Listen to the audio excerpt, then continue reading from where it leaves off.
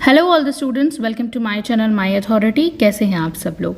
आज हम इस वीडियो के अंदर बहुत सारे एमसीक्यू सॉल्व करेंगे, जिससे एक हैबिचुअल हम पब्लिक एडमिनिस्ट्रेशन के जो एग्जाम में आने वाले इंपॉर्टेंट फैक्ट्स टॉपिक्स हैं उनको समझ पाएंगे।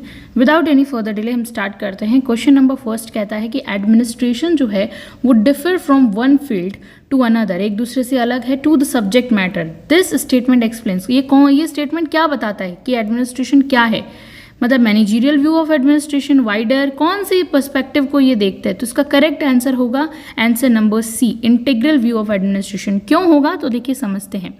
इंटीग्रल व्यू का मतलब क्या होता है कि एडमिनिस्ट्रेशन सिर्फ एक मैनेजमेंट का काम नहीं, बल्कि हर फील्ड को जो है इसके अपने अपने सेटअप होते हैं, इसमें सब इंक्लूड होते हैं जो काम में हम डायरेक्टली या इनडायरेक्टली जुड़े होते हैं, चाहे वो पॉलिसी मेकर हो, क्लर्क हो या इंजीनियर, क्योंकि हर सेक्टर का काम क्या होता है, एकदम अलग अलग होता है।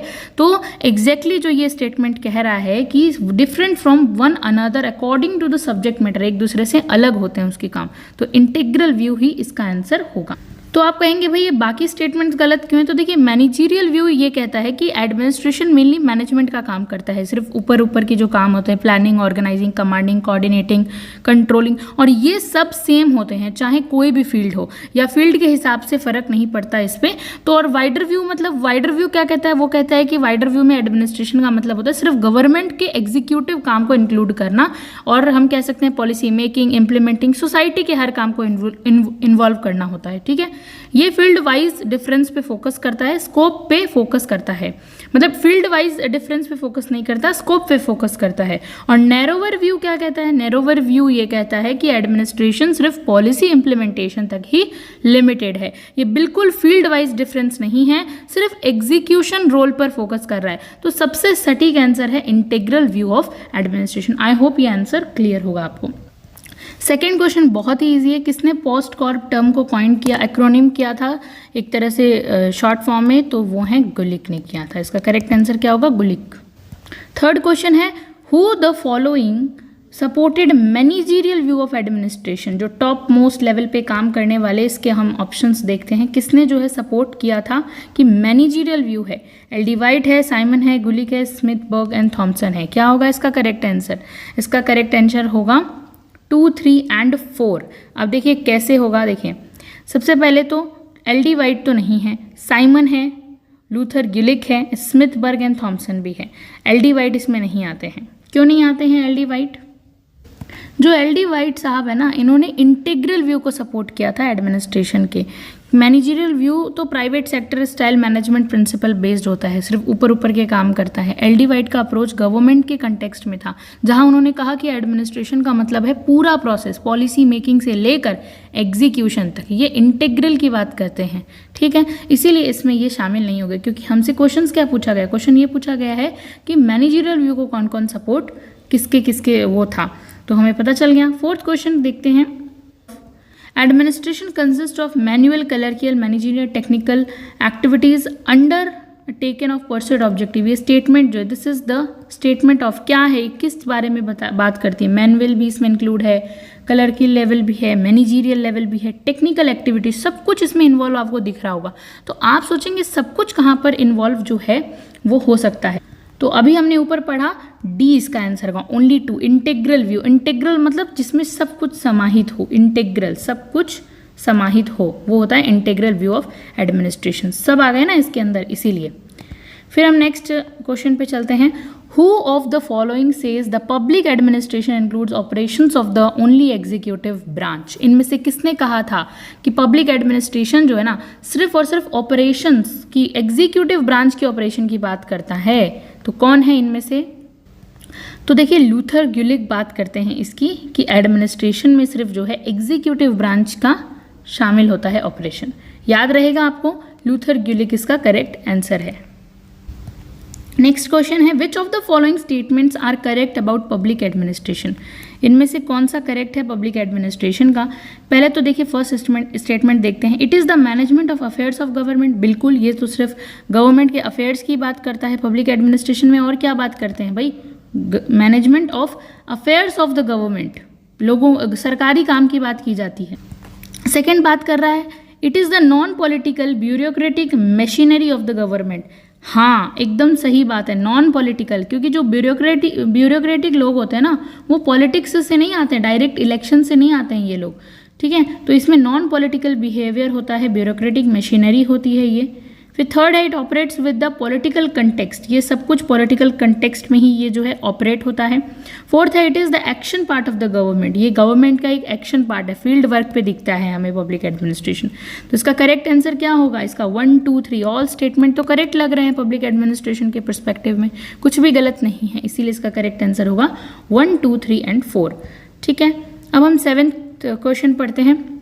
Administration has to do with getting things done. अब देखिए, जहाँ गेटिंग थिंग्स डन की बात आ जाती है तो ये स्टेटमेंट हमने याद की थी कि गेटिंग थिंग्स डन जहाँ भी आ जाए तो वो हमें याद रखना है कि ये बात करता है लूथर ग्युलिक की, है ना। लूथर ग्युलिक, इसके बारे में बात करते हैं। ये स्टेटमेंट गेटिंग थिंग्स डन किसने दी है? लूथर ग्युलिक ने दी है।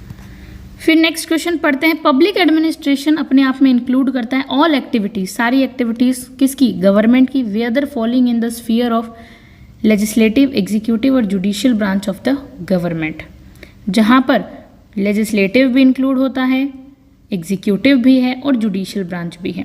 तो बताइए, जहाँ तीनों तरह की ब्रांचेज इंक्लूड होती है वो कौन सा पर्सपेक्टिव होता है अपने आप में? वो होता है वाइडर पर्सपेक्टिव। वाइडर याद आते ही, वाइडर से आप याद रखेंगे, वाइडर का मतलब है जहाँ पर जुडिशियल ब्रांच, एग्जीक्यूटिव ब्रांच और लेजिस्लेटिव ब्रांच इंक्लूड होती है। वो कौन सी? वो वाइडर व्यू है ना। फिर हम चलते हैं, who of the following supported the integral view of administration. किसने जो है इंटीग्रल व्यू को जो है ना सपोर्ट किया था? इंटीग्रल व्यू में हमने देखा जिसमें सब कुछ शामिल होता है, एवरीथिंग इंक्लूड होती है। तो देखिए, साइमन ने किया था? नहीं, साइमन ने तो नहीं किया था। तो कौन है? लूथर ग्युलिक ने। अभी हमने देखा किसका जो है वो करते हैं, वो लूथर ग्युलिक भी नहीं है इसका answer. 2 and 4 is the correct answer होगा। क्यों होगा? देखिए, एल डी वाइट करते हैं, हमने अभी थोड़ी देर पहले क्वेश्चन किया था, उसमें एल डी वाइट आंसर था। और 4 नंबर में कौन है? डिमॉक। तो एल डी वाइट एंड डिमॉक ये दोनों जो है इंटीग्रल व्यू को सपोर्ट करते हैं। फिर नेक्स्ट क्वेश्चन है, who of the following administrative thinkers have defined administration as the organization and direction of the human and material resources as desired ends। अब देखिए, human and material यहाँ पे एक कोड वर्ड है, आपको स्टेटमेंट में दिखेगा। ह्यूमन एंड मटेरियल को यूज़ करने की बात की गई है। किसको किसको? एक तो ह्यूमन को और एक मटेरियल रिसोर्सेज को, ऑर्गेनाइजेशन की डेफिनेशन देते हुए पब्लिक एड में। जहाँ ह्यूमन और मटेरियल रिसोर्स की बात आती है, हम किसको याद करेंगे? जी.एम. फिफ्नर को याद करेंगे। तो इसका करेक्ट आंसर क्या होगा? जी.एम. फिफ्नर इसका करेक्ट आंसर। तो जहाँ आपको डेफिनेशंस याद है, आप अच्छे से इन क्वेश्चंस को कर सकते हैं, इसीलिए एमसीक्यूज दिए हुए रहते हैं ताकि प्रैक्टिस बनी रहे। विच of the following statement, next question कर रहे हैं हम, आप क्वेश्चन पे भी देखते रहिए कि which of the following statements about administration are correct. अब हमें देखना है एडमिनिस्ट्रेशन के लिए कौन से करेक्ट हैं। एडमिनिस्ट्रेशन के लिए ध्यान रहे, पब्लिक एडमिनिस्ट्रेशन के लिए नहीं है। ये बताना है कि कौन सा करेक्ट है इसके अंदर, है ना। चलिए, it permits all planned human activities. इसमें जो है एडमिनिस्ट्रेशन में ह्यूमन एक्टिविटीज़ प्लान्ड होती, बिल्कुल एडमिनिस्ट्रेशन में प्लानिंग होती है सब चीज़ ह्यूमन एक्टिविटीज़ की। फिर है, it is a cooperative effort. हाँ, ये एक मिलाकर काम किया जाता है, लोगों को मिलाकर काम किया जाता है ना। The term administration is derived from Greek word. नहीं, हमने पढ़ा था डेफिनेशन में, इट्स एडमिनिस्ट्रेशन इंग्लिश वर्ड से आया है, लैटिन के 2 शब्दों से एड प्लस मिनिस्टेरे से मिलता है, तो यहीं पर ये गलत हो जाता है, तो ये करेक्ट नहीं है। फिर फोर्थ है, it always a pursuit of attaining desire ends. इसमें हम अपने गोल को अचीव करते हैं, डिजायर एंड्स होता है। तो करेक्ट आंसर क्या है? 1, 2 and 4। 1, 2 and 4, 3 is not the correct answer, right. फिर है, हु डिक्लेयर दैट, किसने कहा था, इफ आर सिविलाइजेशन फॉल्स। ये बहुत इंपॉर्टेंट स्टेटमेंट है। अगर हमारी सभ्यता फेल हो जाती है तो उसका कारण होगा एडमिनिस्ट्रेशन का ब्रेकडाउन। तो ये कहा था डॉनहम ने कहा था। ओके, आई होप आपको क्लियर होगा, डॉनहम ने कहा था ये। नेक्स्ट आप देखिए, अकॉर्डिंग टू गेराल्ड काइडन के according the public administration has assumed which of the following crucial roles. Gerald Caiden कहते हैं पब्लिक एडमिनिस्ट्रेशन के कौन से क्रूशियल रोल्स जो हैं वो जो है माने गए हैं। तो देखिए, पढ़ते हैं। प्रिजर्वेशन ऑफ द पॉलिटी की रक्षा करना, सुरक्षा, प्रिजर्व करना, बिल्कुल सही बात है। गेराल्ड काइडन के according preservation of the polity है। फिर है क्या, institutionalisation of socio economic change, जो समाज में चेंज आते हैं, आर्थिक सामाजिक आर्थिक चेंज, उसको इंस्टीट्यूशनलाइज्ड करना, ये भी काम है एडमिनिस्ट्रेशन, पब्लिक एडमिनिस्ट्रेशन का, है ना। एक अज्यूम्ड किए गए हैं ये सब रोल होते हैं रोल के अंदर। Protection of the weaker sections of the society, बिल्कुल, and management of large scale commercial services को भी ये जो है मैनेज करता है। तो 13 का आंसर क्या होगा, 13 का आंसर होगा डी, ऑल, ये सारे ही जो है क्रूशियल रोल्स बताए गए हैं। फिर हम नेक्स्ट क्वेश्चन पढ़ते हैं, 14 नंबर क्वेश्चन है। देखिए पब्लिक एडमिनिस्ट्रेशन को ना heart of the modern government किसने कहा है, कि कोई भी heart of the problem of modern government, आधुनिक सरकार की जो जितनी भी समस्याएं हैं उन प्रॉब्लम्स को जो खत्म करता है ना, public administration is the heart of the problem of modern government की बात की गई है। किसने कहा है ये स्टेटमेंट, याद करेंगे, हर्ट से हमेशा याद रहे, हर्ट वाली स्टेटमेंट एल.डी. वाइट ने कही है। पब्लिक एडमिनिस्ट्रेशन के पर्सपेक्टिव में हर्ट वाली स्टेटमेंट एल.डी. वाइट ने कही है, यहीं पे याद हो जाना चाहिए ये क्वेश्चन। फिर आता है public administration is, public administration क्या है इसमें बताना है। यहाँ से आप पूरा आंसर पढ़ सकते हैं कि public administration is the basis of government, the instrument of national integration, the stabilising force of society and instrument of providing services. तो आपको बताना है कौन सा आंसर इसमें सही होगा। An instrument of human resource development, fifth में ये है, तो पांचों में से आप सेलेक्ट करेंगे कि क्या होगा। तो देखिए इसका करेक्ट आंसर हम देखते हैं, बेसिस ऑफ द गवर्नमेंट, बिल्कुल गवर्नमेंट के बेस की बात करता ही है ये। एन इंस्ट्रूमेंट है नेशनल इंटीग्रेशन, राष्ट्र को एकीकरण करने का एक इंस्ट्रूमेंट है जिससे सब साथ में आ जाए। एक स्टेबलाइजिंग फोर्स है, हमेशा स्थिर रहती है पब्लिक एडमिनिस्ट्रेशन, चेंज नहीं होती है। इंस्ट्रूमेंट फॉर प्रोवाइडिंग सर्विसेज, इससे लोगों को सर्विसेज मिलती है, बिल्कुल मिलती है। एक ऐसा इंस्ट्रूमेंट जो ह्यूमन रिसोर्स डेवलपमेंट, यानी कि ह्यूमन रिसोर्स डेवलपमेंट हम कह सकते हैं मानव के कल्याण की बात करता है। तो 1 2 3 4 5 ऑल आर करेक्ट स्टेटमेंट्स, ठीक है। The state is everywhere it leads hardly a gap, हर जगह राज्य है, कहीं भी नहीं ऐसा जगह है जहाँ उसने गैप छोड़ी हो। तो ये बहुत इंपॉर्टेंट ही स्टेटमेंट है, लेकिन यहाँ पे हमें स्टेटमेंट किसने दी है ये नहीं पूछा है, ये किस पर्सपेक्टिव से दी गई स्टेटमेंट है वो पूछा गया है। तो ये है वेलफेयर स्टेट की बात करता है। वेलफेयर स्टेट यानी स्टेट हर जगह है, सबका कल्याण करने में बिलीव करता है। ओके, बहुत इंपॉर्टेंट थी। Next, Which of the following are the factors responsible for the increasing importance of public administration modern times? आज के आधुनिक समय में पब्लिक एडमिनिस्ट्रेशन की इम्पोर्टेंस जो बढ़ रही है, तो क्या फैक्टर्स हैं जो उस चीज़ के लिए रिस्पॉन्सिबल हैं, तो ये हमें देखना होगा। तो देखिए, एमरजेंस ऑफ वेलफेयर स्टेट, हाँ आज हमारे समाज में एक कल्याणकारी राज्य उभरा है, सबका जो है वेलफेयर करो, तो उससे क्या है पब्लिक एडमिनिस्ट्रेशन की और भी ज़्यादा रिस्पॉन्सिबिलिटीज़ बढ़ गई। साइंटिफिक एंड टेक्नोलॉजिकल एडवांसमेंट हुए हैं, बहुत ज़्यादा नए नए इनोवेशंस हुए हैं, तो उसके वजह से भी ज़रूरी है। रैपिड इंक्रीज इन पॉपुलेशन, आज जनसंख्या बहुत जल्दी जल्दी बढ़ रही है, तो पब्लिक एडमिनिस्ट्रेशन का दायित्व है कि वो कैसे भी करके जो है ना उस चीज़ को वो करे, कंट्रोल करे और हर चीज़ मैनेज करे, क्योंकि लोगों को बहुत ज़रूरतें हैं, ठीक है। उसके बाद इकोनॉमिक प्लानिंग के लिए भी हमें पब्लिक एडमिनिस्ट्रेशन की ज़रूरत है। नेचर ऑफ मॉडर्न वारफेयर, आज वारफेयर की सिचुएशन है, बहुत अलग अलग तरह के क्राइम्स हो रहे हैं, तो इन सब चीज़ों के चलते जो है पब्लिक एडमिनिस्ट्रेशन की रिस्पॉन्सिबिलिटी जो है ना वो बहुत ज़्यादा बढ़ गई है। तो D is the correct answer. 1 2 3 4 5 all are the important reason, right. फिर आता है all undertakings require planning, organising, command, control.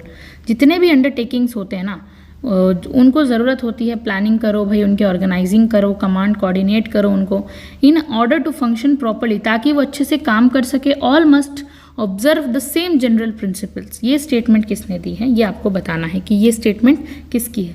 तो सबको प्रिंसिपल्स की ज़रूरत पड़ती है, प्रिंसिपल्स की ज़रूरत पड़ती है, जनरल प्रिंसिपल्स की। तो कौन कहेंगे जिन्होंने सबसे ज़्यादा बहुत इंपॉर्टेंट फोकस दिया है? हेनरी फ्योल प्रिंसिपल्स के थियोरिस्ट रहे हैं, इन्होंने कहा है ये बात, ठीक है।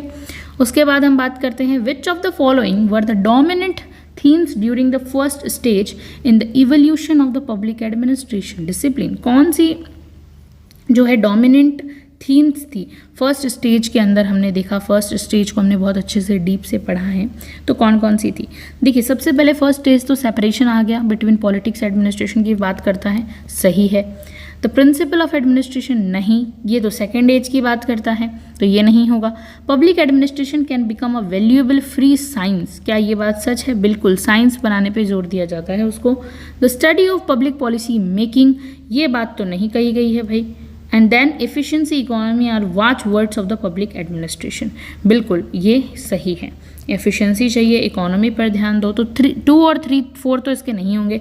तो क्या क्या correct answer? 1 3 and 5 is the correct answer of this question. अब चलिए नेक्स्ट क्वेश्चन पे बात करते हैं। Which of the following administrative thinker do not make distinction between public and private administration, किसने जो है पब्लिक और प्राइवेट के बीच में फ़र्क नहीं बताया कि नहीं भाई कोई फ़र्क नहीं है? तो इसका आंसर क्या होगा? देखिए, सबसे पहले तो फ़र्क नहीं बताया है, उसको याद रखने का क्या तरीका है? UFF, उफ से याद रखेंगे, है ना, जिसमें यू से आ जाएगा उर्विक, उर्विक ने नहीं बताया है। यहाँ पे बहुत इंपॉर्टेंट है, do not make difference, distinction नहीं किया है, उफ ने नहीं किया है, उफ से उर्विक, एफ से फेओल, एंड देन 4 नंबर में फॉलेट। तो 1 2 and 4 is the correct answer of this question, right? Wait minute, या 1 2 एंड 4। नेक्स्ट है, we are no longer confronted with several administrative science but with one. आज हमारे सामने बस several नहीं, सिर्फ एक एडमिनिस्ट्रेटिव साइंस है, एक एडमिनिस्ट्रेटिव है, क्या है? Applied equally to all public, चाहे पब्लिक हो चाहे प्राइवेट हो, सब पर लागू वो एक ही होता है। तो ये स्टेटमेंट किसकी है? बहुत इंपॉर्टेंट ये स्टेटमेंट हेनरी फेयोल की। अभी हमने पढ़ा उफ, है ना, कि जिसमें उर्विक, फेयोल, फॉलेट ये तो डिस्टिंक्शन बताते नहीं है, तो फेयोल तो कभी नहीं बताएंगे कि कोई डिस्टिंक्शन है प्राइवेट और पब्लिक में, वो तो इसकी बात करते नहीं है। ये क्वेश्चंस आपको समझ में तभी आएंगे जब आप, है ना, बुक पढ़ोगे, और बुक के आपको मिल जाएगी प्लेलिस्ट एम लक्ष्मीकांत। वहाँ पर जब आप माई अथॉरिटी चैनल को ओपन करोगे, प्लेलिस्ट वाले सेक्शन में जाओगे, एम लक्ष्मीकांत वाले वीडियोस अपलोड किए जा रहे हैं आप सबके लिए, तो आप जाके देख सकते हो। अब हम देखते हैं, who of the following administrative thinkers have supported the distinction between public private administration. अब इनमें से कौन से हैं जो वास्तव में डिस्टिंक्शन करते हैं कि पब्लिक और प्राइवेट भाई अलग अलग है? कौन है इनमें से? तो देखिए, पॉल एच एप्पलबाई करते हैं, वो बताते हैं। फॉलेट तो आपने देखा नहीं होगा क्योंकि फॉलेट पहले ही हमने देखा, वो करती ही नहीं है कोई डिस्टिंक्शन। सर जोशिया स्टैम्प भी हैं और हर्बर्ट साइमन भी है। तो इसको आप ऐसे याद रख लेंगे, PSH, ठीक है, PSH। शॉर्ट फॉर्म कुछ भी बना के करिए, बस याद रहना चाहिए। तो इसका करेक्ट आंसर क्या होगा? इसका करेक्ट आंसर होगा C, 1 3 एंड 4। अब हम चलते हैं, government administration difference from, government का जो एडमिनिस्ट्रेशन है, सरकारी प्रशासन, difference from all other administrative work, सबसे अलग है, to a degree not even faintly realized outside, by virtue of its public nature, चाहे आप नेचर की बात करो, way in which subject of public scrutiny and ऑटसी, चाहे आप किसी भी चीज़ की बात करो, अलग है। तो ये स्टेटमेंट किसने कहा है, हमें ये बताना है। तो ये स्टेटमेंट एप्पलबाई का है। पॉल एच एप्पलबाई किस चीज़ की बात करते हैं? वो बात करते हैं वर्च्यू की, नेचर की, और किसकी बात करते हैं?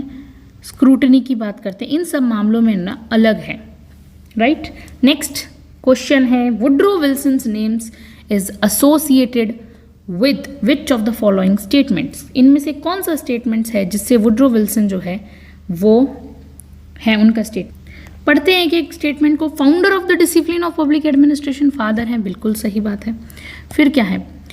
ओरिजिनेटर ऑफ पॉलिटिक्स एडमिनिस्ट्रेशन डायकोटॉमी, कि हाँ भाई इन्हें अलग अलग है, इसकी बात करते हैं। ओरिजिनेटर हैं, एकदम सही बात है, दोनों स्टेटमेंट सही हैं। Author of the article the study of administration, इसका ईयर होगा 1887, तो ये भी सही बात है। It is getting to harder to run है, कॉन्स्टिट्यूशन बनाना तो आसान है, चलाना उसको बहुत हार्ड है, ये भी उनका है। All the answer are correct, सभी एसोसिएट कर रहे हैं ना उनसे। नेक्स्ट क्वेश्चन है, arrange the following administrative thinkers in chronological order. अब क्रोनोलॉजिकल ऑर्डर में आपको अरेंज करने हैं सारे थिंकर्स को, तो देखिए करते हैं स्टार्ट। सबसे पहले कौन आया है इनमें से, ये देखना है। सबसे पहले हैं MP फॉलेट, तो 2 नंबर। उसके बाद हैं विलकबाई, 5 नंबर। देन चेस्टर बर्नार्ड आते हैं। उसके बाद कौन आते हैं? रॉबर्ट ढाल आते हैं। देन रॉबर्ट डाल के बाद FW रिग्स आते हैं। तो 25134 B is the correct answer of this question. ठीक है, क्रोनोलॉजिकल ऑर्डर में आपको याद रखना पड़ेगा, इनकी डेट ऑफ बर्थ वगैरह देख के आप याद कर लीजिएगा। नेक्स्ट क्वेश्चन है, what are the factors that have contributed towards the growth of the study of public administration in USA as a separate academic discipline? कौन से ऐसे कारण थे जिसने कंट्रीब्यूट किया था कि ग्रोथ होनी चाहिए पब्लिक एडमिनिस्ट्रेशन की स्टडी में यूएसए में, कि अब ये एक एकेडमिक डिसिप्लिन बनेगा, एक अलग डिसिप्लिन बनेगा, पॉलिटिकल साइंस से अलग होकर पब्लिक एडमिनिस्ट्रेशन बनेगा। तो देखते हैं कौन से इसके आपको लग रहे हैं, इसमें से आपको इसमें से सिलेक्ट करने हैं। पहले पढ़ते हैं। Evolution of the concept of welfare state का कॉन्सेप्ट आता है, बिल्कुल इसकी बात की गई है। वेलफेयर स्टेट का जो इवोल्यूशन हो रहा था तो ज़रूरत थी भाई कि अलग अलग हो जाए। साइंटिफिक मैनेजमेंट मूवमेंट्स आया था उस टाइम, उसके लिए भी इंडस्ट्रियलाइजेशन हुई थी, उसके लिए ज़रूरत पड़ी थी। Movement of the government reform, सरकार में सुधार की आवश्यकता थी, तो उसके लिए तो उसका करेक्ट आंसर होगा 1 2 3 4 all. Politics has to do with expressions of the state will whereas administration has to do with execution of this politics। देखिए जो पॉलिटिक्स है वो क्या है, एक्सप्रेशन है स्टेट का, स्टेट की विल का। पॉलिटिक्स क्या है, एक एक्सप्रेशन है स्टेट की विल की, सरकार की क्या इच्छा है उसका। पर एडमिनिस्ट्रेशन क्या है, उसके एग्जीक्यूशन करता है उन पॉलिसीज़ को जो स्टेट बनाता है, जो सरकार बनाती है। तो इसका करेक्ट आंसर क्या होगा, इसका करेक्ट आंसर ये एट्रीब्यूटेड है, ये किसने कहा था, तो ये कहा था गुडनाउ ने कहा था, राइट। किसने कहा था, एफ गुडनाउ, जो अमेरिकन पब्लिक एडमिनिस्ट्रेशन के फादर कहे जाते हैं। नाउ फिर हम नेक्स्ट क्वेश्चन देखते हैं, which of the following is not an hindrances in the evolution of the science of public administration according to Robert Dahl. Robert Dahl ने ऐसी कौन सी बात जो है नहीं बताई है जो कि एक प्रॉब्लम हिंड्रेंस क्रिएट करती है आपके। वैल्यूज़ की बात तो वो करते हैं, तो वैल्यूज़ से हमें याद हो जाना चाहिए, वैल्यूज़ की बात की है उन्होंने, तो ये तो नहीं होगा। और अनसर्टेनिटी ऑफ ह्यूमन बिहेवियर की भी बात करते हैं रॉबर्ट डहल 3 प्रॉब्लम्स में, तो ये भी नहीं होगा। तो क्या होगा, intellectual capacity of public administration, हाँ ये होगा, क्योंकि ये एक हिंड्रेंस नहीं है। इंटेलेक्चुअल होना पब्लिक एडमिनिस्ट्रेशन का कोई हिंड्रेंस नहीं हो सकता उसके इवोल्यूशन में, साइंटिफिक बनाने में उसको। और सोशो कल्चरल इम्पैक्ट, वो कहते हैं हाँ भाई कल्चर का इम्पैक्ट पड़ता है एडमिनिस्ट्रेशन पर और इम्पैक्टफुल होता है वो बहुत, तो ये भी इसका जो है ये सब है। लेकिन हिंड्रेंसेस में क्या नहीं है, intellectual capacity of public administration नहीं है। आई होप क्लियर है। नेक्स्ट चलते हैं क्वेश्चन में। Herbert A Simon has described the principles of administration as proverbs because, क्यों उन्होंने लोकोक्तियाँ कहावतें कह दिया है, जो पब्लिक एडमिनिस्ट्रेशन के प्रिंसिपल्स हैं उनको कहावतें क्यों कहा था हर्बर्ट साइमन ने, तो ये हमें पता होना चाहिए। देखिए, they are not based upon scientific research, क्या वो साइंटिफिक रिसर्च से आए थे इसीलिए उन्होंने उसे कहावतें कहा, कारण क्या था कहावतें कहने का, बिल्कुल they are not based upon scientific research, क्योंकि हर्बर्ट ए साइमन बाद में आगे साइंटिफिक रिसर्च बिहेवियरल अप्रोच की बात करते हैं। They are logically inconsistent and mutually contradictory, वो आपस में ही जो है ना एक दूसरे से फ्रिक्शन हो रहे थे, कॉन्ट्रडिक्ट कर रहे थे अपने आप में ही, ये बात भी कही है हर्बर्ट साइमन ने। फिर द यूनिवर्सल नेचर एप्लीकेशन, बिल्कुल नहीं, अगर वो यूनिवर्सल होता तो फिर वो क्या होता, साइंटिफिक होता, तो ये तो नहीं होगा। They are common sense conclusions derived from expression, यानी कि एक तरीके से हम कह सकते हैं कॉमन सेंस जो है ना कंक्लूजन्स उनके अंदर डिराइव्ड फ्रॉम एक्सप्रेशंस, ठीक है। तो 1 2 and 4 is the correct answer of this question. As long as study of public administration was not comparative, हमने पढ़ा कि public administration was not comparative, claims for a science of public administration would hollow। ये किसकी statement है, ये Robert Dahl की statement है। आपको स्टेटमेंट याद होनी चाहिए कि जब तक लोक प्रशासन को तुलनात्मक नहीं बनाया जाएगा उसका जो अध्ययन है वो खोखला रह जाएगा, उसको साइंस बनाने का आपका जो सपना है वो हॉलो रह जाएगा, रॉबर्ट डहल कहते हैं इसके बारे में। नेक्स्ट क्वेश्चन है, which of the following spares is correctly matched. Books वगैरह आपको बतानी है कौन कौन सी करेक्टली मैच्ड है, तो इफ़ आप बताने में सक्सेसफुल है तो अच्छी बात है, नहीं तो इसका आंसर हम बता देते हैं। तो देखिए, जनरल और इंडस्ट्रियल मैनेजमेंट क्या है, वो क्या 1914 के अंदर आई थी। यहाँ पे करेक्टली मैच्ड पूछा है कि सच में सही से मैच्ड कौन सी है, वो बताना है। तो जी नहीं, ये इसका गलत आंसर है। प्रिंसिपल्स ऑफ साइंटिफिक मैनेजमेंट 1912 में, नहीं, ये भी इसका गलत आंसर है। कब आई थी प्रिंसिपल्स ऑफ साइंटिफिक मैनेजमेंट और किसकी है ये बुक? फिर हम बात करेंगे एडमिनिस्ट्रेटिव बिहेवियर, नहीं, ये भी गलत है। इकोलॉजी ऑफ पब्लिक एडमिनिस्ट्रेशन 1961 में आई थी, ये इसका सही आंसर है। अब हमें देखना है इनमें से ये बुक्स किसकी किसकी और कब कब आई थी। सबसे पहली बुक का नाम है जनरल और इंडस्ट्रियल मैनेजमेंट बुक, जो है वो कब आती है? 1916 में।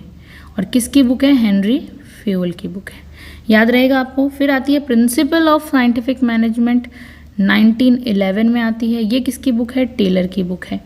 एडमिनिस्ट्रेटिव बिहेवियर 1947 में आती है, ये किसकी बुक है? हर्बर्ट ए साइमन की बुक है। इकोलॉजी ऑफ पब्लिक एडमिनिस्ट्रेशन किसकी बुक है? फ्रेड रिक्स की बुक है। कब आती है? 1961 में आती है। आई होप आपको ये क्लियर हो गया होगा। नेक्स्ट क्वेश्चन है, according to Woodrow Wilson there should be a science of administration.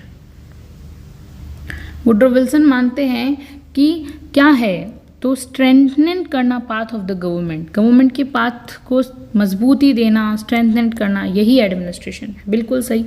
To make business less and unbusiness like, यानी कि बिजनेस लेस बनाओ और अनबिजनेस लाइक बनाओ इसको, ये बात भी की गई है। ये बहुत ज़्यादा कंफ्यूजिंग स्टेटमेंट है, सबको बहुत कंफ्यूज करती है कि बिजनेस लेस अनबिजनेस लाइक क्या बोला गया है। तो देखिए, विल्सन का ये कहना था कि पब्लिक एडमिनिस्ट्रेशन को सिर्फ बिजनेस, प्रॉफिट ले लिया ज़्यादा से ज़्यादा, पूरा एकदम कॉमर्शियल बना दिया, उसी की तरह से सोलली नहीं देखा जाना चाहिए, वो एक चीज़ नहीं है काम। तो वो कहते थे कि इसे बिजनेस लाइक देखो, लाइक एफिशिएंट बनाओ, ऑर्गेनाइज्ड बनाओ, टाइम बाउंड, रिजल्ट ओरिएंटेड बनाना चाहिए। लेस बिजनेस लाइक का मतलब होता है कि पब्लिक एडमिनिस्ट्रेशन का मतलब जो है ना, लेस बिजनेस का मतलब कि सिर्फ पैसा कमाना नहीं है, पब्लिक वेलफेयर का काम है। मोर बिजनेस लाइक बनाओ इसे, जैसे कि डिसिप्लिन, प्रॉपर मैनेजमेंट हो इसके अंदर, ये सब इंक्लूड करना चाहिए। तो बिल्कुल ये बात वो करते हैं। To strengthen purify its organization, सही है कि प्योरीफाई ऑर्गेनाइजेशन को करने के लिए, to crown its duties and dutifulness बढ़ाने के लिए। तो 1, 2, 3, 4 are the correct answer of this question. ठीक है, आपको समझ में आया होगा, राइट। अब हम चलते हैं नेक्स्ट पर। Arrange the following stages in the evolution of public administration as a discipline in chronological order. Chronological order की जो ये बातें हैं ना, ये इतनी इंपॉर्टेंट है कि बस देखते ही पता चलना चाहिए क्या किसे कब कैसे सेट करना है। इसका करेक्ट आंसर क्या होगा? सबसे पहले क्या आता है? डायकोटॉमी से शुरुआत होती है, तो 4 नंबर को ऊपर लिख देते हैं सबसे पहले ये। उसके बाद आप देखिए क्या होता है इसके अंदर, प्रिंसिपल्स वाली अप्रोच आती है 1। फिर कौन सी आती है? बिहेवियर की बात की जाएगी, है ना, बिहेवियर, तो 3 लिख देते हैं। उसके बाद इकोलॉजिकल अप्रोच आती है इसके अंदर, 5 लिख देते हैं। और लास्ट में पब्लिक पॉलिसी अप्रोच आ जाती है, 2 लिख देते हैं। तो करेक्ट आंसर सी है। ओके, तो आपको देखना पड़ेगा कौन कब क्या कैसे आया। Next question, which of the following pairs is not correctly matched. इनमें से कौन सा करेक्टली मैच्ड नहीं है? नॉट पर बात है और बाकी सब सही है, कौन सा नहीं है? डायनेमिक एडमिनिस्ट्रेशन MP फॉलेट कब आती है? 1941 में आती है, जिसको किसने एडिट किया था? लूथर ग्यूलिक एंड लिंडन उर्विक ने मिलकर एडिट किया था। ईयर्स याद होने ज़रूरी है। पर्सनैलिटी एंड ऑर्गेनाइजेशन, ये किसकी बुक है? क्रिस एग्रिस की बुक है। इसका क्या ईयर होगा? इसका ईयर है 1957, इसका ईयर है। Ecology of public administration FW रिक्स की अभी हमने ऊपर पढ़ी थी, 1961 है जिसका ईयर। और ह्यूमन साइड ऑफ एंटरप्राइजेज, ये एल्टन मेयो की बुक जो है नहीं है। ये किसकी बुक है? ये बहुत इंपॉर्टेंट है, ह्यूमन साइड ऑफ एंटरप्राइजेज। ये बुक है MC ग्रेगर की। कब की लिखी हुई है? 1960 की लिखी हुई है। ईयर भी आपको साथ में याद होने चाहिए, ठीक है। उसके बाद हम चलते हैं नेक्स्ट, तो ये करेक्टली मैच्ड नहीं है। Which of the following pair is not correctly match, फिर से बताना है कौन सा पेयर करेक्टली मैच्ड नहीं है। तो देखिए, हम 35 क्वेश्चन पर पहुंच चुके हैं। New public administration Dwight Waldo की बुक है, बिल्कुल है। ईयर अगर आपको जो है याद नहीं है तो ये ईयर नहीं है, ये एक टाइम है, जैसे थ्योरी हम कह सकते हैं, एरा, वो है, बुक नहीं है ये। ड्वाइट वाल्डो इसके फादर रहे हुए हैं, न्यू पब्लिक एडमिनिस्ट्रेशन की बात करते हैं वो, राइट। डेवलपमेंट एडमिनिस्ट्रेशन की इंपॉर्टेंट थिंकर हैं एडवर्ड विडनर, बिल्कुल सही बात है, एडवर्ड विडनर। कंपैरेटिव में तो FW रिक्स फादर। एडमिनिस्ट्रेटिव डेवलपमेंट की बात जो है ना, रॉबर्ट डहेल ने तो नहीं की है, तो ये जो है करेक्टली मैच्ड नहीं होगा। ओके, तो ये इसका नॉट करेक्टली मैच्ड में आएगा, बाकी तीनों सही है। Which of the following is described as anti theoretic, anti positivist and anti hierarchical? इनमें से कौन सा जो है एंटी थियोरेटिक है, एंटी पॉजिटिविस्ट है और एंटी हायरार्कियल है, जो हमेशा से जो चला नहीं आ रहा है ना? तो क्या होता है इनका मतलब समझते हैं पहले। अब देखिए एंटी थ्योरेटिक का मतलब क्या होता है। देखिए कोई चीज़ जो थ्योरी के बहुत खिलाफ होती है, यानी जो सिर्फ एब्स्ट्रैक्ट थ्योरी पर डिपेंड होती है, जो एकदम फैक्ट प्रैक्टिकल सॉल्यूशंस पे बात करती है, ठीक है, ये होता है एंटी थ्योरिस्टिक, जिसका प्रैक्टिस ज़्यादा अच्छा है थ्योरी के कंपैरिजन में, जहाँ पर प्रैक्टिस को ज़्यादा वैल्यू मिलती है थ्योरी के कंपैरिजन में, ठीक है, ये याद रखेंगे एंटी थ्योरिस्ट का मतलब है। फिर है एंटी पॉजिटिविस्ट। इसका मतलब क्या होता है? पॉजिटिविज्म के खिलाफ, जो कहता है कि सोशल साइंस को नेचुरल साइंस की तरह सिर्फ नंबर्स, मेजरमेंट्स और एक्सपेरिमेंट से स्टडी करना चाहिए, कि भाई आप सोशल साइंस को ना नेचुरल साइंस बना के फैक्ट बेस्ड स्टडी करो इसकी।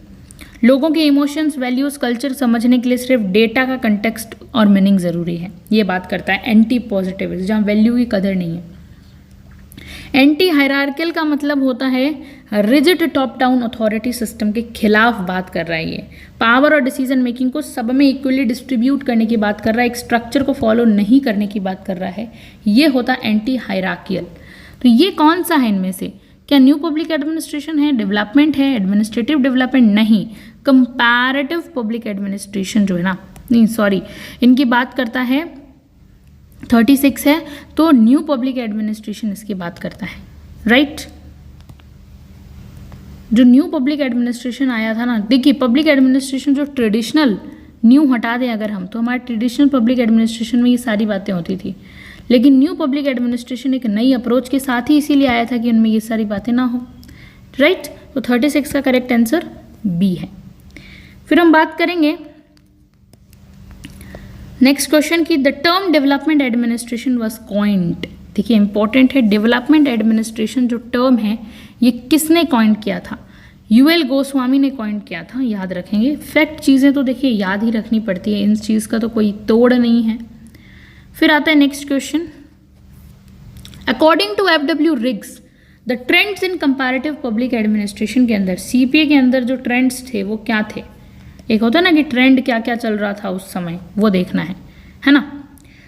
तो देखिए नॉर्मेटिव टू एम्पिरिकल, नॉर्मेटिव यानी जो चीज़ें नॉर्म्स पर आधारित होती है, ट्रेडिशंस पर आधारित है, उससे एकदम अनुभवशील अध्ययन करने की बात कर रहे हैं। बिल्कुल नॉर्म्स से कहाँ जा रहा है? नॉर्मेटिव टू एम्पिरिकल की बात कर रहा है, सही बात है। आइडियोग्राफिक टू नॉमोथेटिक की बात करना, आइडियोग्राफिक से नॉमोथेटिक की बात करना। अब what is the meaning of ideographic? देखिए आइडियोग्राफी का मतलब है किसी एक केस, एक नेशन या एक सिचुएशन को डिटेल में, डीप में स्टडी करना, ठीक है, बहुत ही ज़्यादा, यानी कि यूनिकनेस पे फोकस करना किसी एक चीज़ की, किसी एक अपनी कंट्री के तरीके की, वन केस फुल डिटेल में। नॉमोथेटिक मतलब general rules, pattern, universal principles को फाइंड आउट करना, सब जगह जो अप्लाई हुए उसकी बात करना।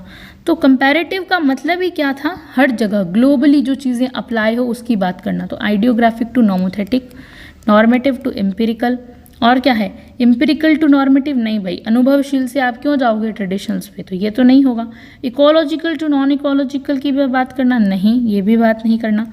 नॉन इकोलॉजिकल से इकोलॉजिकल की बात करना, ठीक है, ताकि हर पर्यावरण एनवायरनमेंट को समझा जा सके। तो करेक्ट आंसर क्या होगा इसका करेक्ट आंसर होगा D. 1, 2 and 5 is the trends of CPA. Next question है, the ecological approach is the study of public administration was initiated in the order by. किसने ये जो इकोलॉजिकल अप्रोच है ना, जो स्टडी की थी, इनिशिएटेड की थी एक ऑर्डर में, तो इसकी बात करते हैं जेएम गॉस और रॉबर्ट डहल इस चीज़ को, इस अप्रोच को इनिशिएट करते हैं। ओके, नेक्स्ट क्वेश्चन है, which of the following were published between 1927 to 37 में, और बहुत ज़्यादा इस पीरियड में central believe that was certain principles. तो क्या था ये समय, कौन सा था? आपका गोल्डन एरा था ना, ये एकदम जिनेथ वाला पीरियड था जिसमें बहुत डेवलपमेंट हुआ था।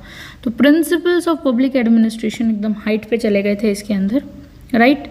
और इसके अंदर हम कह सकते हैं 1926 के अराउंड जो है ये तो 1926 में लिखी गई बुक है, इंट्रोडक्शन। और प्रिंसिपल एंड ऑर्गेनाइजेशन, ये भी बुक नहीं, ये भी नहीं, ये भी नहीं होगा इसका।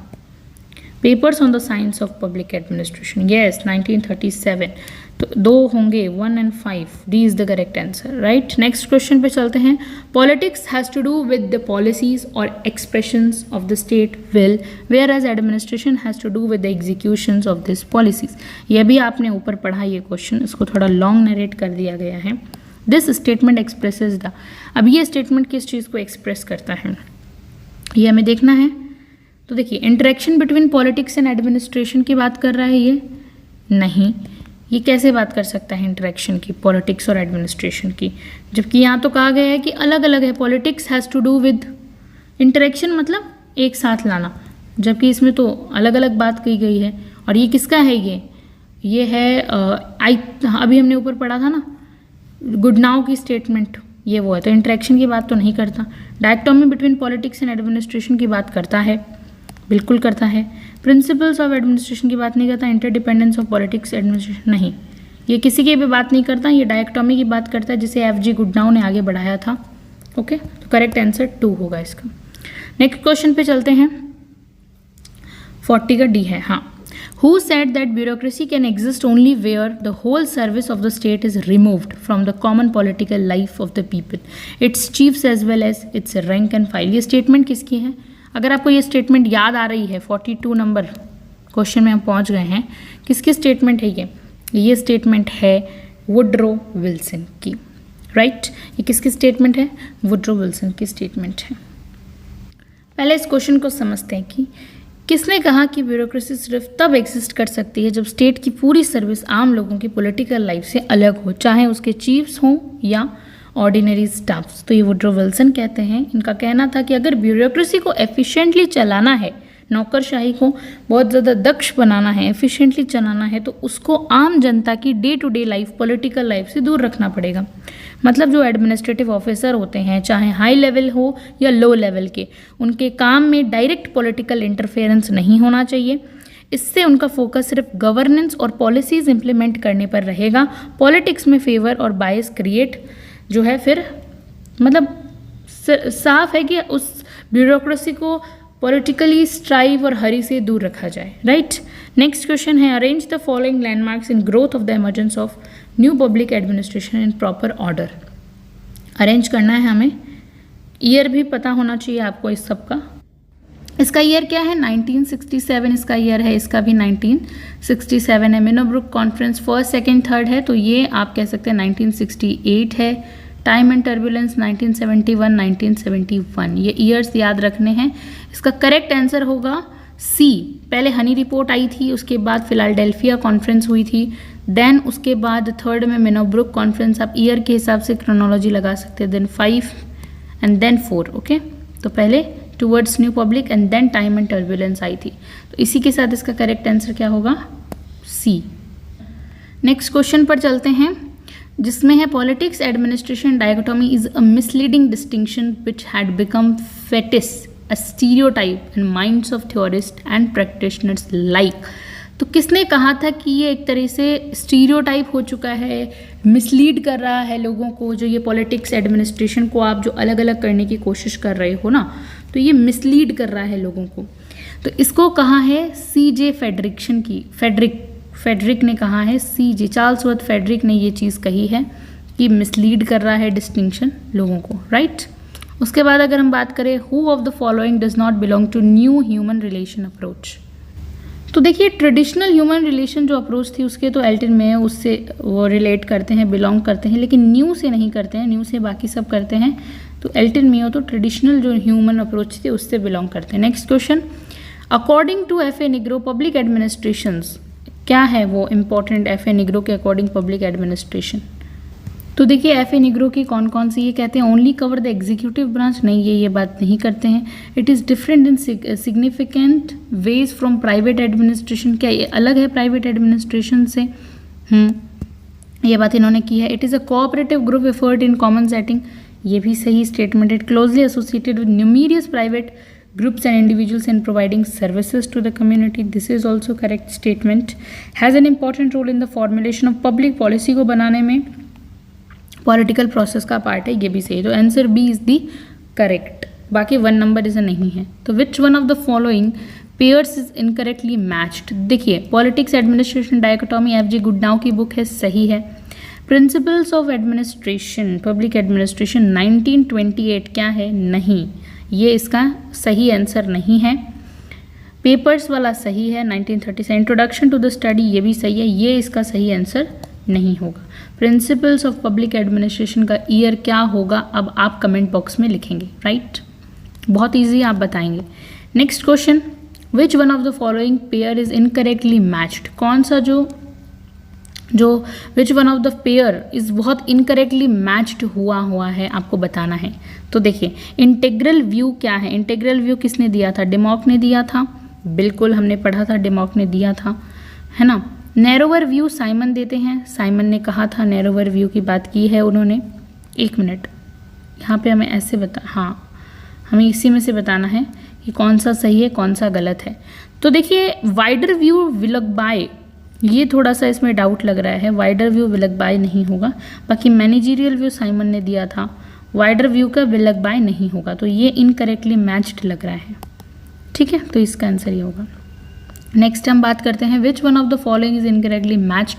प्रोवर्ब्स ऑफ एडमिनिस्ट्रेशन जो हर्बर्ट साइमन की बुक है 1946 इसका ईयर है, यस इसका ईयर सही है। एलिमेंट्स ऑफ पब्लिक एडमिनिस्ट्रेशन 1946 ये भी सही है, FM मार्क्स की बुक है, याद रखना है। द एडमिनिस्ट्रेटिव स्टेट 1947 नहीं 1948 होगा इसका, किसकी है, ड्वाइट वाल्डो की है, तो ये इसका आंसर होगा। The science of public administration 3 problems Robert Dahl की बुक है 1947, इसका ईयर सही है। तो कौन सा इसमें इनकरेक्टली मैच्ड था, ये वाला, तुरंत देखते ही पता चलना चाहिए, जब आपको ईयर्स याद होंगे तभी ऐसा होगा, अदरवाइज सिर्फ सोचते बैठ जाएंगे आप। According to the papers of science of public administration the principles क्या है, ये कुछ प्रिंसिपल्स दिए हुए, तो कौन से प्रिंसिपल्स हैं बताने हैं आपको, ठीक है। Can be arrived deductively from the study of human organizations, नहीं। Can be studied as a technical question respective of the purpose of the enterprises. देखिए सेकंड वाले को समझते हैं, इसका मतलब है कि एडमिनिस्ट्रेशन को एक टेक्निकल साइंस की तरह पढ़ सकते हो बिना ये सोचे कि ऑर्गेनाइजेशन का पर्पस क्या है। एग्जाम्पल के तौर पे जैसे एक इंजीनियर ब्रिज बनाता है, टाइम ये नहीं देखता कि ब्रिज बना के किस काम आएगा क्या नहीं, बस डिज़ाइन और टेक्निक पे वो फोकस करता है। वैसे ही एडमिनिस्ट्रेशन भी टेक्निक्स पर फोकस करता है, ठीक है। उसके बाद should govern arrangements for human, यानी इसका मतलब है एडमिनिस्ट्रेटिव प्रिंसिपल्स हर तरह के ग्रुप एसोसिएशन में चल सकते हैं, चाहे वो गवर्नमेंट हो, स्कूल हो, कंपनी हो, कुछ भी हो। डिवीजन ऑफ लेबर का प्रिंसिपल हॉस्पिटल में भी चलेगा और किसी टॉय की फैक्ट्री में भी चलेगा। ये can be arrived as inductively from the human organisation. Principles बनाने का तरीका ये है कि पहले रियल ऑर्गेनाइजेशन को स्टडी करो, ऑब्जर्व करो कि काम कैसे करता है, फिर वहाँ से कॉमन रूल्स निकालो, ठीक है। उसके बाद हम बात करते हैं आर एप्लीकेबल, यानी कि ये प्रिंसिपल यूनिवर्सल होते हैं, कल्चर या एनवायरनमेंट से फ़र्क नहीं पड़ता। यूनिटी ऑफ कमांड इंडिया के पुलिस डिपार्टमेंट में भी चलेगा और जापान के ऑटोमोबाइल कंपनी में भी चलेगा, राइट। तो ये हमें समझना ज़रूरी है, इसका करेक्ट आंसर सी होगा, ओके। फिर हम चलते हैं नेक्स्ट क्वेश्चन की ओर। Which of the following statement is associated with Paul H एप्पलबाय।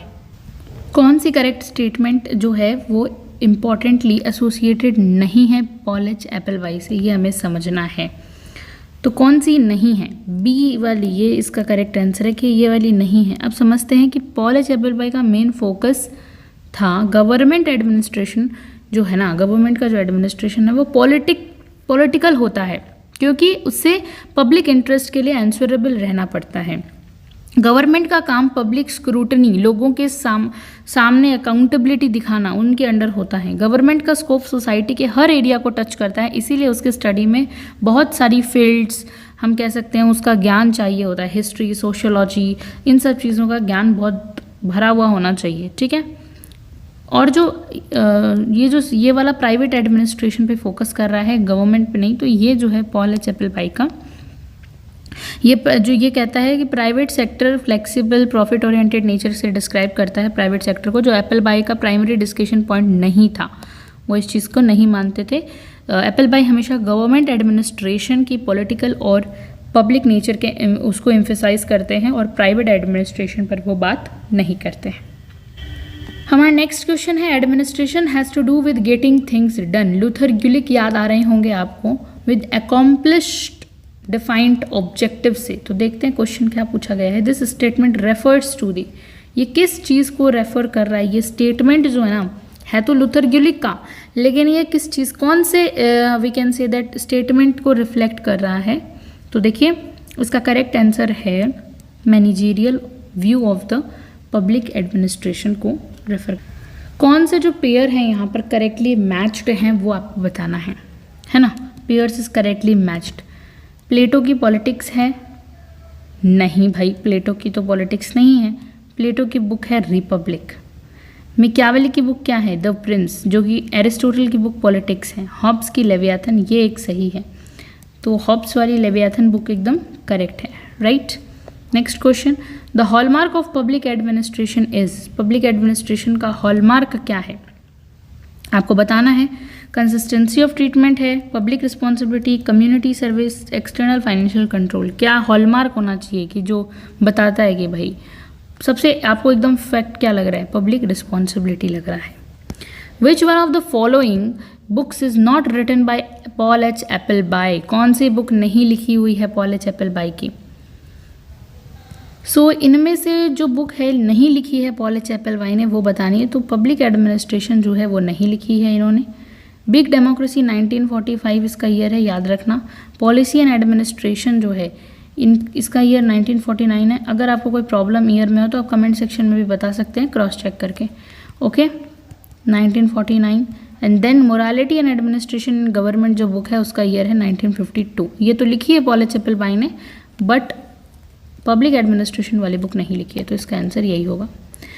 The similarities between public and private administration include, क्या क्या सिमिलैरिटी अपने अंदर जो है ना ये इंक्लूड करता है वो हमें बताना है। Both utilise the same management techniques, बिल्कुल सही बात है भाई, पोस्ट कॉर्प तो दोनों में ही होता है, टेक्निक्स तो सेम ही होती है, सही है। Both have hierarchical organised bureaucracy, दोनों में ब्यूरोक्रेसी होती है, हायरार्की को दोनों ही फॉलो करते हैं, सही बात है। Both use the same performance appraisal criteria, नहीं क्यों करेंगे वो सेम, अलग अलग भी तो हो सकते हैं ना उनके। तो both make use of certain common skills like accounts keeping, हाँ दोनों ही रखते हैं अकाउंट्स कीपिंग, दोनों ही रखते हैं, हाँ अकाउंट्स कीपिंग दोनों ही। Both make similar contribution to society, नहीं, पब्लिक एडमिनिस्ट्रेशन ज़्यादा कंट्रीब्यूट करता है सोसाइटी में और प्राइवेट एडमिनिस्ट्रेशन अपने प्रॉफिट के लिए काम करता है। तो 1, 2 and 4 is the correct answer. Which of the following are not distinctive feature of public choice approach, कौन सा इसमें जो है ना फीचर नहीं है, डिस्टिंक्टिव फीचर नहीं है, वो बताना है। इंस्टीट्यूशनल प्लूरलिज्म की बात करना, पहले इनको एक बार थोड़ा थोड़ा समझ लेते हैं, इसका मतलब क्या है, पहले एग्जाम्पल से ना थोड़ा समझ लेते हैं क्या है ये इंस्टीट्यूशनल प्लूरलिज्म।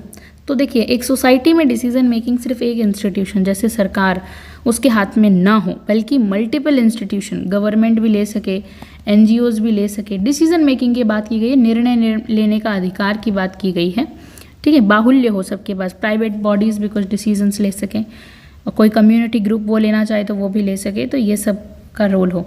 जैसे एग्जाम्पल से समझते हैं, कोई एजुकेशन पॉलिसी बनाने में गवर्नमेंट के साथ कुछ NGOs का भी हाथ हो, प्राइवेट स्कूल्स का भी हाथ हो, इनपुट लेना चाहिए, वो होता है इंस्टीट्यूशनल प्लूरलिज्म, ओके, ये है इंस्टीट्यूशनल प्लूरलिज्म। फिर आता है ब्यूरोक्रेटिक एडमिनिस्ट्रेशन। देखिए एडमिनिस्ट्रेशन जो फॉर्मल्स, रूल, हायरार्की पे आधारित हो, बहुत ज़्यादा स्ट्रक्चर रिजिड को फॉलो करता हो, ठीक है, बेसिकली मैक्स वेबर वाला model, ideal type of bureaucracy को फॉलो करते हैं। एडमिनिस्ट्रेटिव ईगोइज्म का मतलब होता है, एडमिनिस्ट्रेटिव ईगोइज्म जब जितने भी एडमिनिस्ट्रेटर्स होते हैं, प्रशासक होते हैं, वो अपने पावर, प्रेस्टीज और पर्सनल इंटरेस्ट को ज़्यादा ऊपर रखते हैं पब्लिक इंटरेस्ट से, अपने आप को ज़्यादा ऑफिसर नाम बढ़ाने के लिए प्रोजेक्ट लॉन्च करते हैं, ये ईगोइज्म की भावना आ जाती है। फिर आता है मोनोसेंट्रिक एडमिनिस्ट्रेशन। क्या होता है मोनोसेंट्रिक? यानी सेंट्रलाइज एडमिनिस्ट्रेशन, जहाँ डिसीजन मेकिंग एक सिंगल अथॉरिटी या सेंट्रल बॉडी के पास होता है, एक मोनोसेंट्रिक है ना। फिर डेमोक्रेटिक एडमिनिस्ट्रेशन पार्टिसिपेटिव होता है, लोगों को इक्वालिटी होती है, भाग लेने का अधिकार होता है। ये कहा गया है पब्लिक चॉइस अप्रोच में एक डिस्टिंक्टिव फीचर नहीं है, ये पूछा गया क्वेश्चन। तो क्या होगा इसका? 2, 3 and 4। 2 में ब्यूरोक्रेटिक, ये नहीं है। 3 एडमिनिस्ट्रेटिव ईगोइज्म भी नहीं है फीचर। 4 मोनो, सारे नेगेटिव वर्ड्स आप हटा दो। ये जो है पब्लिक चॉइस का नहीं, पब्लिक चॉइस तो बहुत ही ऐसे इंस्टीट्यूशनल है, डेमोक्रेटिक है, पार्टिसिपेटिव, अच्छी अच्छी चीज़ें इसमें आपने इंक्लूड करनी है। ठीक है, आपको समझ में आ गया क्वेश्चन। फिर हम चलते हैं, who of the following scholars have advocated the new human relation approach. कौन से स्कॉलर्स थे जिन्होंने न्यू ह्यूमन रिलेशन अप्रोच से जो वो करते हैं। तो इनमें से हमें सब में से बताना है इसका करेक्ट आंसर क्या होगा। तो देखिए, क्रिस एग्रीज भी हैं, वॉरेन वेनिस भी हैं, रेंसिस लिकर्ट, एल्टन मेयो नहीं है, न्यू के नहीं है एल्टन मेयो।